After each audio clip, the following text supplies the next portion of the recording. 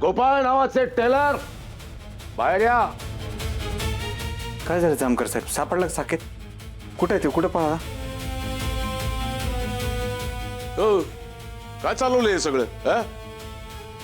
समजा फौजफाटा घेऊन आमच्या घरात काय करताय तुम्ही?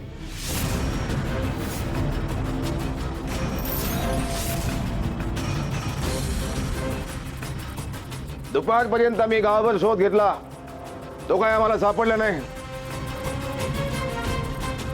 त्यामुळे मला संशय आला की तो याच घरात आहे. घराची झडती या.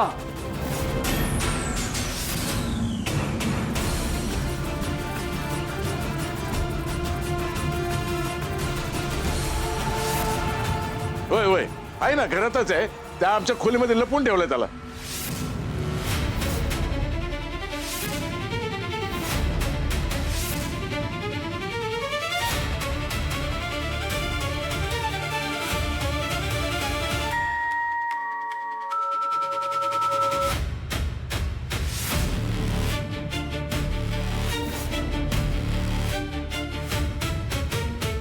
काय बोलताय साहेब? हा, तो जरा घरात असता तर आम्हाला दिसला नसता का? आमचं घर काय 100 खोल्यांचा राजवाडा आहे का महाल आहे? कुठल्या खोलीत आहे आम्हाला न कळायला? तेच म्हणतोय मी पण.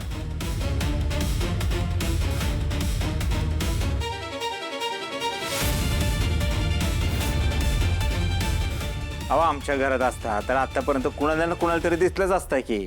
आणि मी म्हणतोय की मी माझ्या स्वतःच्या डोळ्यांनी बघितलंय त्याला पळून जाताना. माझ्यावर तरी विश्वास ठेवा. बरं, तो बाहेर पळून गेला, मग घरात कशाला येईल परत?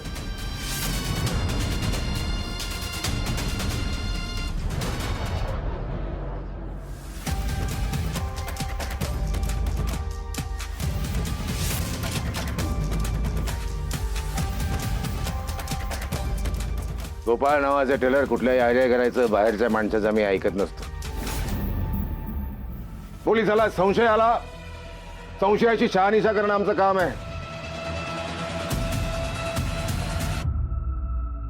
मला संशय आला, मी झडती घेणार.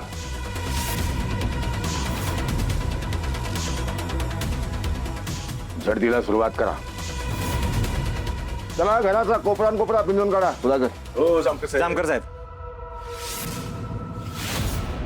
तुम्ही अशी झडती नाही घेऊ शकत. तू कोण? मला अडवणारा टेलर? नाही, मी कोण नाही, पण तुमच्यामुळेच मी कायद्याची 2-4 पुस्तकं वाचल्यात. कायदा असं सांगतो की अधिकृत सर्च वॉरंट असल्याशिवाय तुम्ही कुणाच्याही घराची झडती नाही घेऊ शकत.